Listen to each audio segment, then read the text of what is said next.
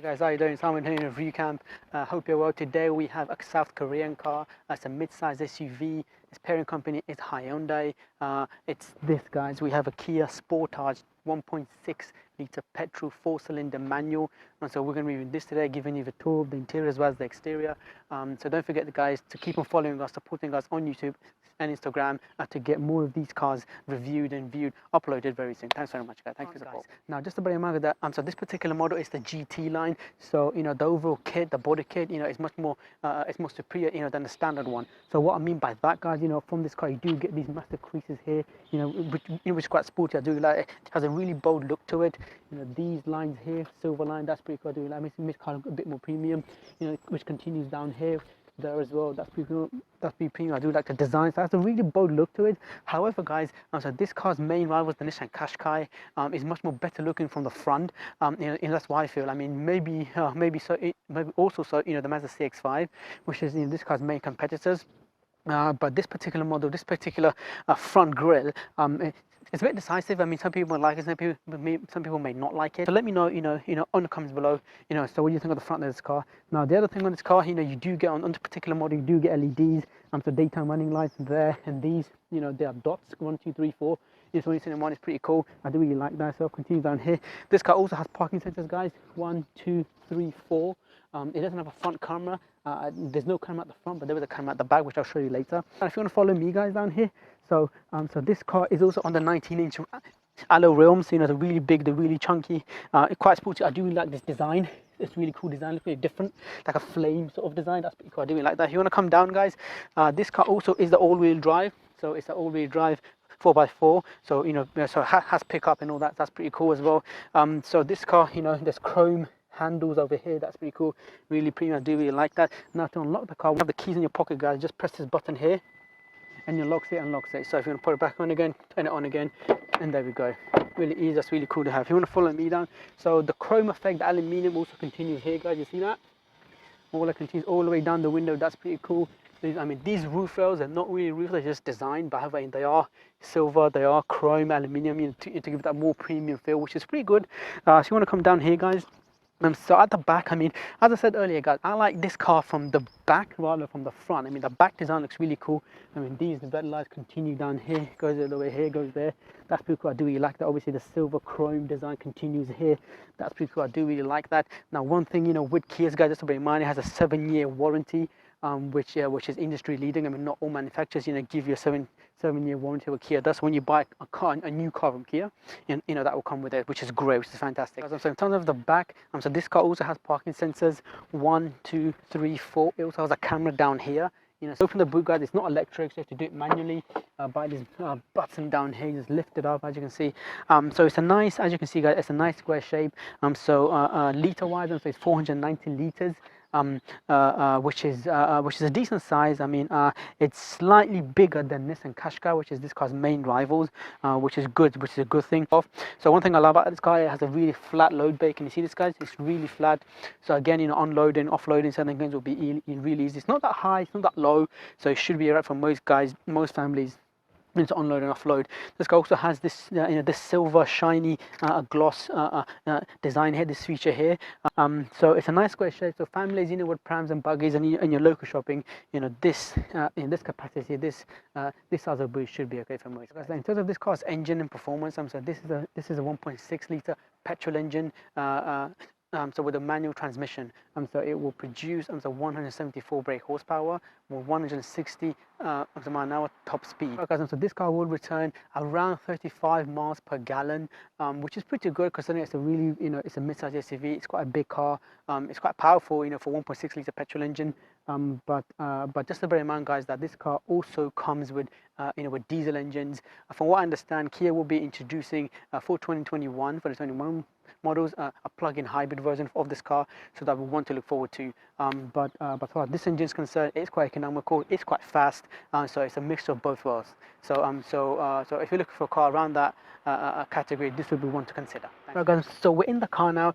Design, so I do really like what Kia done here. So the overall design of this car is well laid out.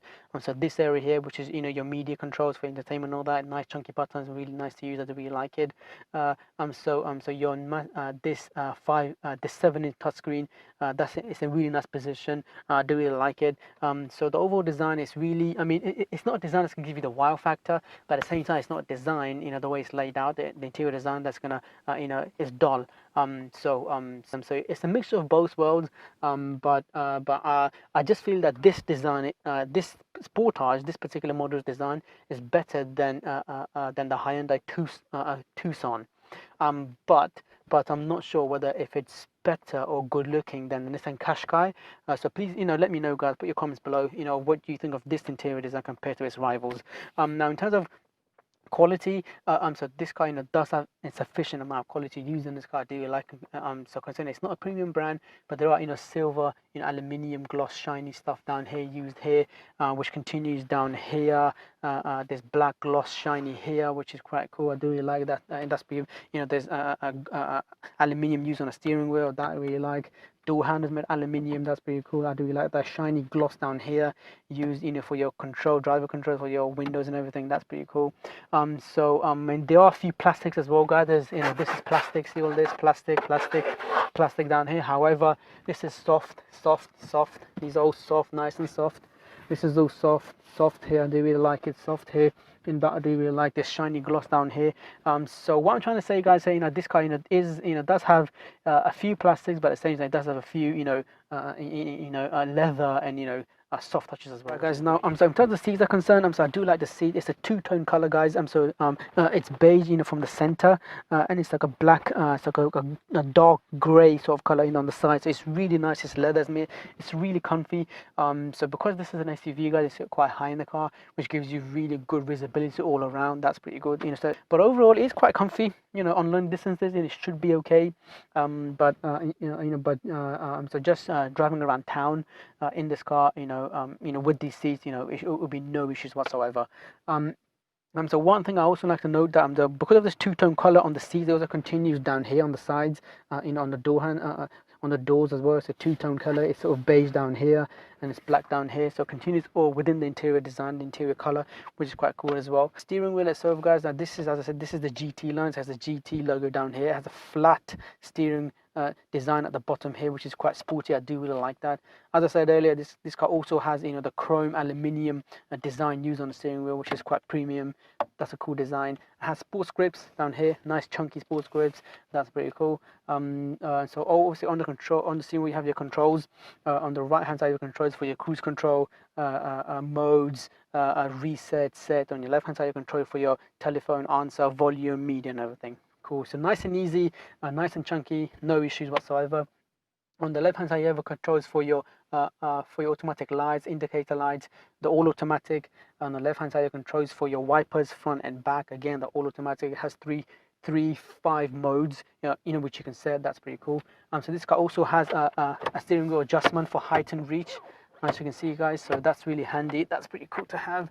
On the right hand side, you have here. So you have the controls for your traction control, lane departure assist, which is that's handy, nice chunky buttons. Down here, guys, you have controls for your driver controls for your electric windows. They're all fully automatic, and so the buttons here for your driver, they really feel really premium. They're not cheap, use aluminium, as I said earlier. Use aluminium on the buttons here. Again, they're nice and chunky for your mirrors. Really nice, really easy to use. So that that I really like. So the driver's cockpit is not completely digital. However, there is a 3-inch trip computer in the middle, which shows all your driver information in terms of so how many miles you're driving, so the temperature, some of your settings, which you can control via steering wheel controls, so how much fuel there is in your tank, and from that how many miles you can drive from that. So all of that information is within the middle. So it is a bit dark, I would say. So it's not as colorful, as its main rivals, as the Nissan Qashqai, because I just feel that the Nissan Qashqai's driver cockpit is much more informative and it's much more attractive and appealing. Right, guys, so in terms of this car's climate control and its heating system, so as I said, this is the GT line model, so you get heated seats for driver and passenger, 3 modes. Which is down here, guys. So you do get obviously so climate control, which is all automatic. It could be synchronized for passenger and driver. So your front and rear defrost are controlled here. AC, everything is controlled here. The nice chunky buttons here, guys. It's really easy to use. As infotainment system is concerned, you get this nice 7-inch touchscreen, so which controls this car's navigation, obviously audio, sound, display, Bluetooth, Wi-Fi. This car also has a built-in Wi-Fi which you can connect, which is pretty cool. So it can be controlled via this screen or by these physical buttons down here, which is also handy because I like a mixture. I like it when you have the option of the touchscreen and you have an option of the physical buttons. That's pretty cool. So this car has it, and obviously the buttons are really nice and chunky. You have a really good solid feel to it that I really like. So this car, in terms of connectivity, guys, this car you can connect your phone by Bluetooth, for your telephone answering and all that, audio, music to play that. So this car also has a built-in navigation system, should you want to use it. And from what I can understand, this car you can also connect this car to have its own Wi-Fi hotspot. But overall, this screen is really responsive. I do really like it. It's really fast. There isn't much lag to have that. I really like that. I think it's probably faster than the Nissan Qashqai's built-in system, because I've used the Nissan Qashqai and it's a bit laggy. But this the Kia Sportage I think is better. Now, furthermore, in terms of connectivity, this car also has two 12-volt socket connections down here, guys. It also has one USB connection down here and one auxiliary port down here. Which is, in terms of this car storage concern, door handles, there's enough storage here for you guys to fit your water bottles. It's quite big, so that's okay. You have a bit of storage down here, guys, for your mobile phones, maybe pens and stuff. So it may look like a wireless phone charging, but it's not. But it's a decent size. I do really like it. There's two cup holders down here, guys, for your drinks and everything. The armrest, it is deep, but it's not that large. So you should be able to fit quite a lot of stuff in here. But as I say, it's not that large. That's because of this handbrake. I would prefer that this handbrake was electronic. In the Nissan Qashqai it is electronic. So it's a bit shame that Kia have not made this electronic. So another storage. So the glove box down here, guys. So as you can see, it is quite big. I think it's probably a similar size to Nissan Qashqai. We have put a few stuff in there, so including the car's manuals to show you guys. But it should be okay for most people as far as storage is concerned. So moving on to the upper area, guys, down here there is more storage down here, as you can see. So you can put your sunglasses and I think down here. That's pretty handy. I do really like that. So this is your microphone, for your hands-free. So telephone connection. So these are LED lights, as you can see, for driver and passenger. Nice and easy. They're all LEDs. So overall, guys, it's a nice. It's minimalistic. It isn't confusing. There's the bit of storage here, which I do like. So there is no sunglass roof on this car. But the materials used for the ceiling is nice and soft. It feels really high quality. I do really like it. Right, guys, in the back now. So my first impression sitting here, it's really comfy. These seats are really comfortable. So I think I've never sat in a rear passenger comfy seats in a really long time, actually. But these seats are really comfortable, made out of leather, obviously two-tone, which continues throughout the car. That interior design, I do really like it. Obviously continues the two-tone down here, guys, that I really like. So I'm 5'9". Obviously I can see I have a lot of leg room. Obviously my footwell down here, it's not cramped. I have a lot of room down here, which is really good. Headspace as well, have a lot of headroom. So anyone around 6 foot should be okay.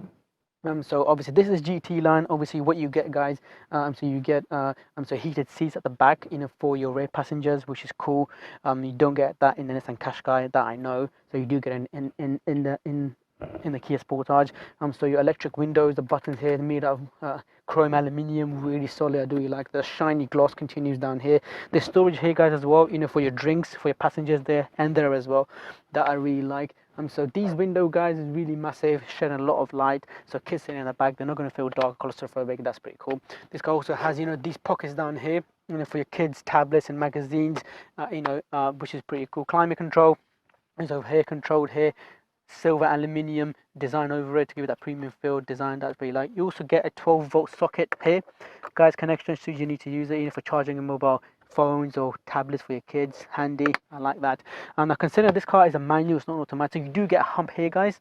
It's not that big, but anyone sitting in this seat here, guys, I'll just show you. There we go.